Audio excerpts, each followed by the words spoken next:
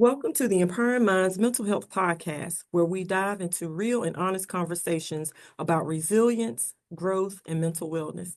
Today, I'm joined by someone with an incredible story, Ethan Poetic. He's a mental health advocate and author of Chronicles of Adversities, Education, Sports, Relationships, and Resiliency. A powerful look at the challenges he's faced and the strength he found to overcome them. Ethan, thank you for agreeing to come on today. I'm glad to have you here. Thank you very much for allowing me to be on here. I appreciate the Absolutely. opportunity. Thank you. All right. So I'm just going to jump right into some questions here. So, based off your information that you share with me, it seems like you've been through a lot. So, can you share a few of the biggest challenges that you have faced and how those experiences help to shape the way you now view resilience and growth?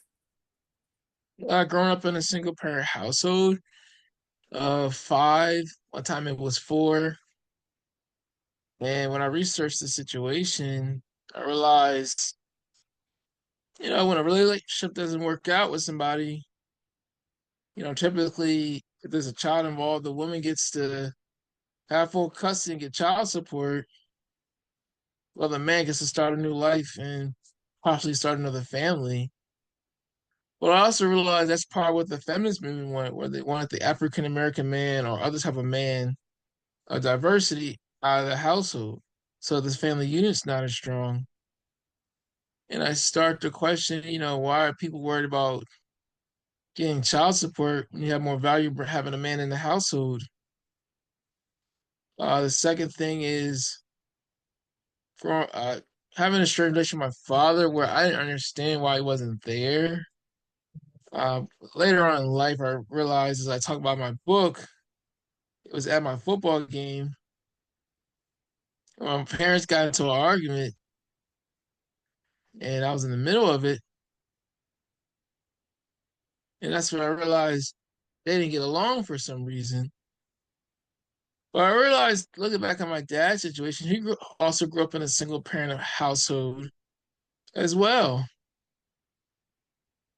and it's that cycle that happens due to certain choices. But also understand, some relationships don't work out. And I try to tell people all the time that the person you think you're dating or taking you out on dates and everything, that could also be a front because we don't know if that person is the healed version of themselves mentally, physically, emotionally, or within. We don't know if that person has overcame things they need to overcome, or they put all their cards on the table and start unpacking that excess baggage. And it will show up when people do excessive drinking, smoking, vaping, hookah, or some type of addictive behavior that becomes so compulsive that even your own family members want to get away from you. And I seen on the show, it's on A&E called I forgot what it's called, but it deals with people who it gets to the point where there's an intervention where people air out their grievances on what needs to be said, and then from there they give the person an ultimatum: either you go to rehab for several months, or these are the consequences. And that's how it does get in life, where you either reap the benefits or you're going to face some serious consequences. And unfortunately, some consequences lead some people into jail, a psych ward, a mental health facility, and other things.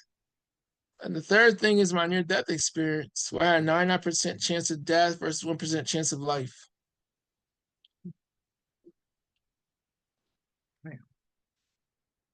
I'm just kind of writing some things down as you were talking, but um, one thing that did kind of stick out with me when you were talking about cycles, and I hear a lot of um, young African American men with similar situations growing up in a single parent home. And the root cause, they go back. The father was also raised, like you said, in a single parent home. And so sometimes those cycles become somewhat normal and passed down from one generation to the next. But there is great value when the father is present in the home. I used to work in public education and working with, the young Black boys, especially around about fourth or fifth grade, they would start to ask questions about their dad not being in the home. They had a relationship with the dad, but they really wanted their dad at home. And so that did have some impact on them. And so you talked about your book. And so in your book, Chronicles of Adversities, Education, Sports, Relationships, and Resiliency, what are some key moments or lessons you think will really speak to the people who may be really going through some tough times right now? There's a lot of things I can talk about. I'll start off with the top. Basically, how my dad ended up in a single parent household is because, you know, his mom, way back in the day, unfortunately lost her father at a young age, and she ended up becoming a teen parent with her first child. Times were different. There wasn't as many resources and assistance as it is now, as it was then. It was more everyone in the family got to chip in until this person gets on their feet. And at that time period, my great grandma was a strong woman, lost her husband, became a widow, a single parent, not by choice, but just by unfortunate death. And then find out one of her daughters is pregnant as a teen child. So now she got to take care of the teen child. She also got to take care of her grandchild. And then, unfortunately, my grandma, did have more children by different men. And I realized looking back in the day, it was more frowned upon because if somebody's father finds out their own daughter's pregnant before marriage, they're gonna hear about it at work, church. Unfortunately, my late great grandfather had passed away before all this even happened. And as a result of all those decisions, that type of cycle gets passed down. Mhm. That's one situation. The other situations, my grandma did come back from that situation, but it caused a lot of delays to where eventually she did become a homeowner. And she did have grandchildren and great grandchildren. As for my dad seeing that growing up, I realized he grew up in a different time period where, when my grandma had her third child, which was her son, that was my father, it was with a man who came from the island of Puerto Rico. And at one point they were married. I didn't find that out until I took my ancestry DNA test when I saw the divorce decree. And that opened up my eyes in a much different way. And unfortunately, that marriage didn't last. And my grandfather started a new life in Delaware with other children, in different households, except the youngest one lived with him. And my dad repeated that cycle. But I realized the reason why I had an estranged relation with my dad all these years and it wasn't healthy because he, like my mom, were not the healed versions of themselves. Mhm. And I'm saying that from perspective of, people go to church or on the Sunday best, he may hear what the pastor has to say, but there are people leaving church not better than how they arrived. Yep. And that's because they don't want to face certain things that need to be faced. And unfortunately, when you don't face things that are in your control, you're not passing down a generational trauma, wounds, scars, and all that other stuff. When you pass all that down, now it's up to the children to figure out. If they don't figure out, now you're putting on your grandchildren to figure it out. And it all comes back to you on an individual level. Because there's nothing pretty about being the root cause of it. And there's definitely nothing pretty about humility because it takes humility to heal yourself. It's Mhm. like when we go to the doctor, we got to tell that person where we're hurting. Mhm. If we don't tell the person where we're hurting, we're not going to get any better. Same thing with our mental health. We have to identify where we're hurting. Yep. And then we'll start healing one layer at a time, similar like an onion, one layer, one peeling at a time until we get to the core. Mhm. And that's when the cycle eventually breaks. Now you become resilient. Now, when you face other things that come up, now you know what to do, you know the process. Mhm. And unfortunately, when you become the healed version of yourself in a family that's dysfunctional, you end up growing apart from people. Mhm. And it's not that it happened intentionally, it's just not everyone that comes with you go with you. That's true. And I'm saying that from a perspective of where I grew up in. I grew up in a single parent house of four, then became five. Of all my siblings that lived with me, I'm the only person who had a driver license at one point, graduated college twice, all these accolades and awards, and much more. Then when it comes to my other siblings that lived in different households, they had their driver's license. They all went to college, but they didn't finish. And I say all to say, in life, you gotta do your own race and be around the people who are for you, not against you. Mhm. So I'm glad. Listen to the story with your grandmother. I'm glad that she continued to persevere and to push towards resilience. And you were talking about healing. And the other day I came across this quote, and it said healing is not becoming the best version of yourself. It's letting go of the worst version of yourself to be love so that you can, embrace that healing. And you are right. You mentioned the part about, people going to church, and when, church is dismissed, they're kind of like still the same as they were when they entered. And listen, I used to do that. I used to mask how I was really feeling, or if I was going through things because of the stigmas around mental health. But once I realized, like you said, listen, I'm hurting in my mental health. I am hurting from like childhood traumas, etc. I had to just accept it. This is what happened. Now I need to get some resources in place to help me learn some coping skills and get to the point of resilience. And that's kind of a lot. Um, about the podcast. I try to empower minds, try to encourage people to reach that point of resilience. But I really, really encourage people to get the support and the help that they need so they can get to the root cause and address whatever hurts and pains they may be going through in their life.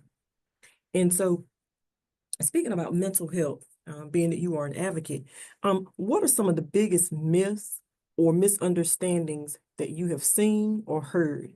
And how do you think we can start changing the conversation in our communities? Like we just make talking about mental health just a normal part of conversation. Number one is nothing wrong with going to counseling, Mm-mm. therapy.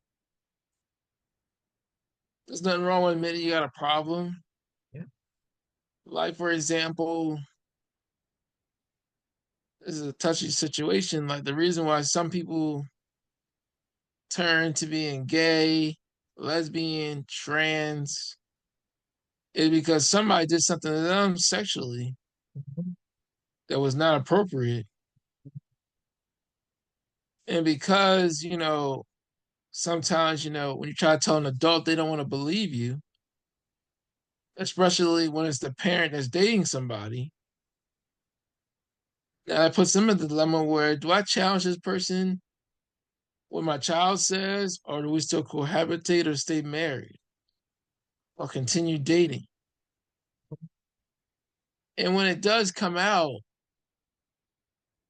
it it shows up in a way where that person was not the only person that was victimized.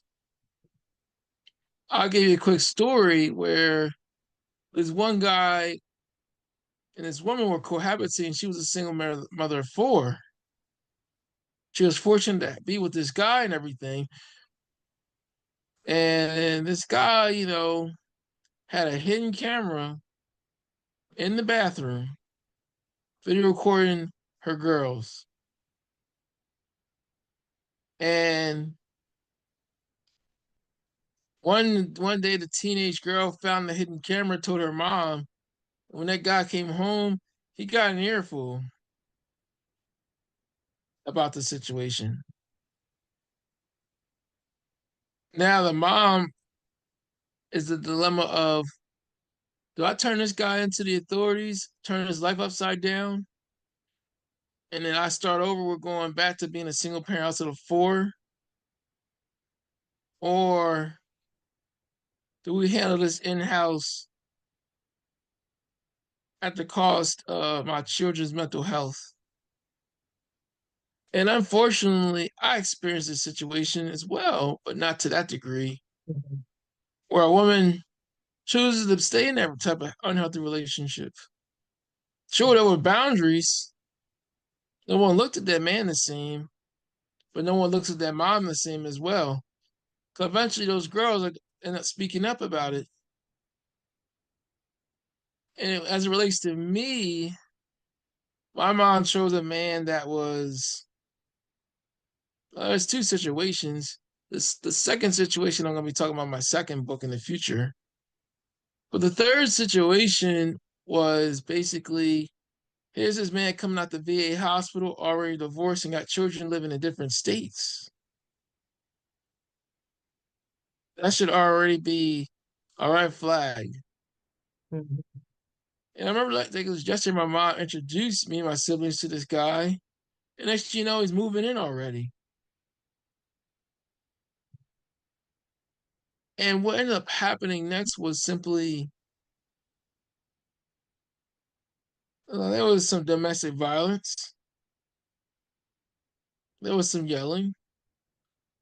And his name wasn't on the lease.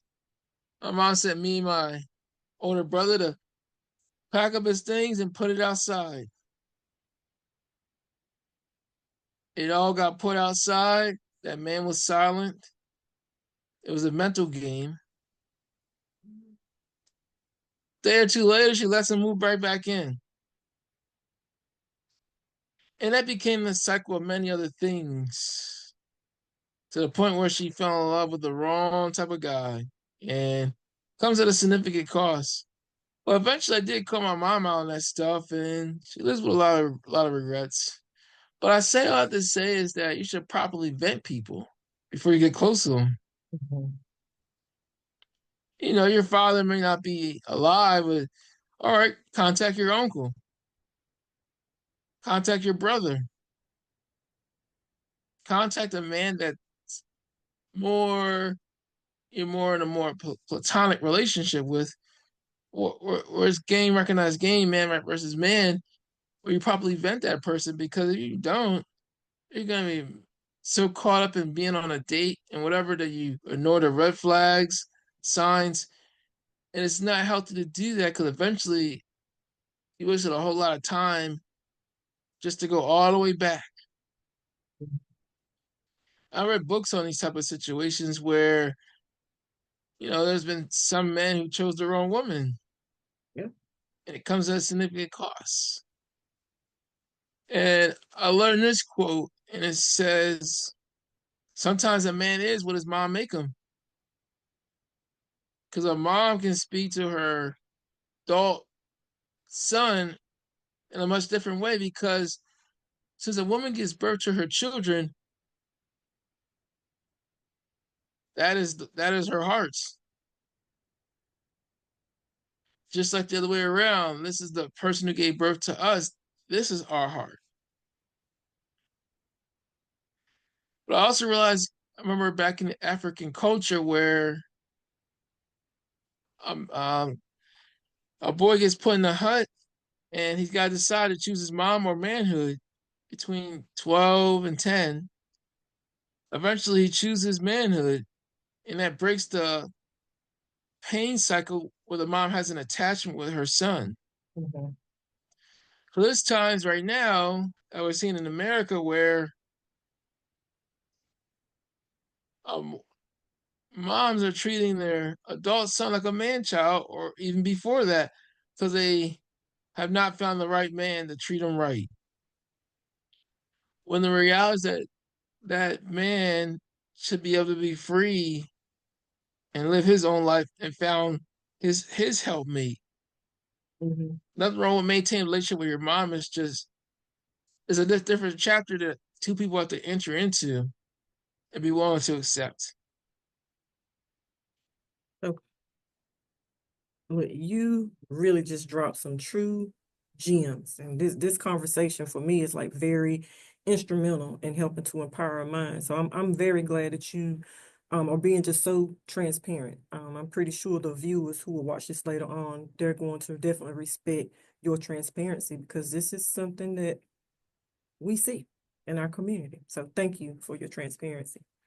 And my last question for you today, for anyone who listens to this later on, who feels stuck or overwhelmed by certain situations that they're going through, um, what is one small step or a mindset shift that you would recommend to help them move forward towards healing and resilience?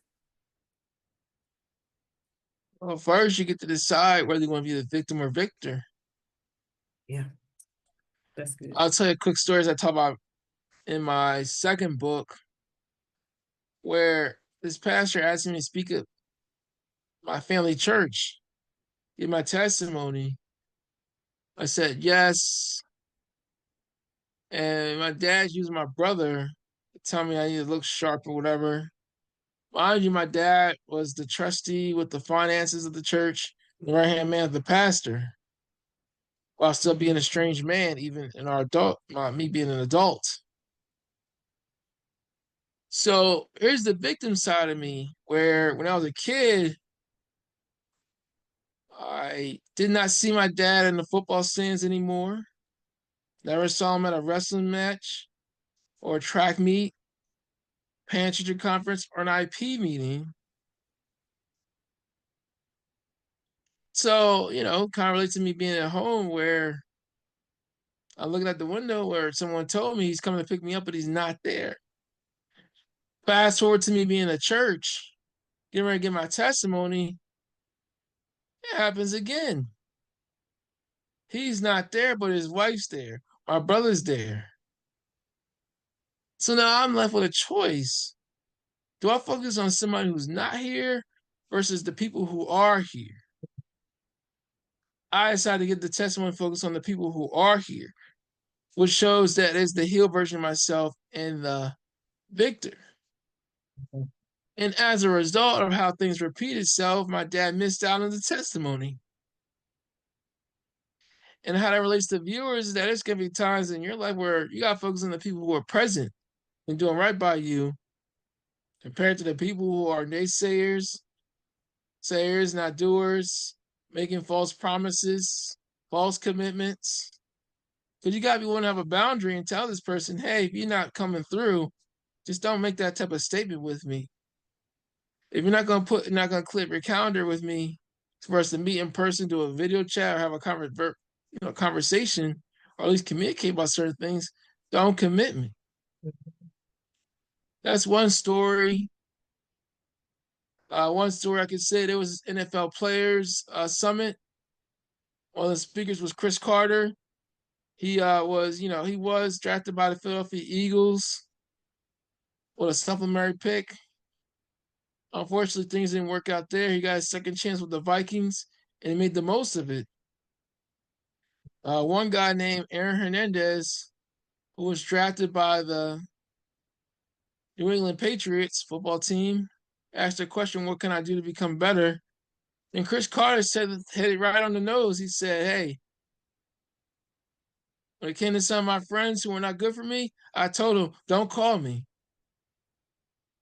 don't call me because I don't want to get caught up.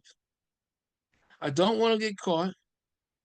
I don't want to ruin my name, my reputation.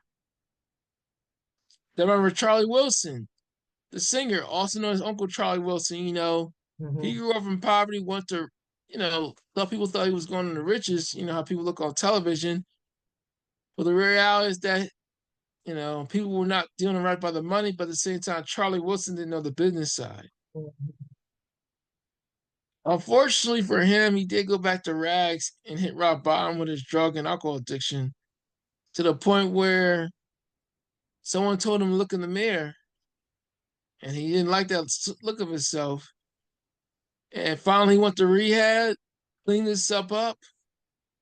This woman who was his counselor eventually married him and became helped him become the better version of himself. He ended up going on this show where there was an intervention for the R&B singers Casey and JoJo, Mhm. formerly known as Jodeci. And he asked him a trick. He told him an intro, but then he asked him a trick question, basically a question he already knew the answer to. He told him I didn't like. He told him basically, hey, you guys, self-esteem must be real high coming out of rehab, must be doing good in this and that. Unfortunately, Casey and JoJo took the bait, and that's when Charlie Wilson said, "Y'all telling me a bunch of, I'll say since we're on your show, not truthful stuff. Y'all must be living in delusional." He explained to him when he was in rehab that he had some drugs on him that he wanted to, use, but he couldn't use it because someone would always come in that room every 5 minutes as soon as you hear those footsteps. Because when you're in rehab, there's no distractions, there's no excuses, there's no explanation. It's just you on an individual level Mhm. where you're not focused on the game of life. You're focused on what you need to do. Yeah. You can take as long as you want, but the reality is that you gotta want the help. You gotta want it for yourself on an individual level. Because Mhm. life's gonna go on without you. Time's gonna go on without you. And if you keep closing doors and burning bridges, your purpose is gonna be messed up. Yeah. I can tell you, like for example, the guy who used to be he used to be the spokesperson in the commercials for Subway. Yeah. And unfortunately, he made some unhealthy choices Mhm. where he lost nearly $1 million job, nearly his marriage, and of course, reputation, and got dropped by Subway.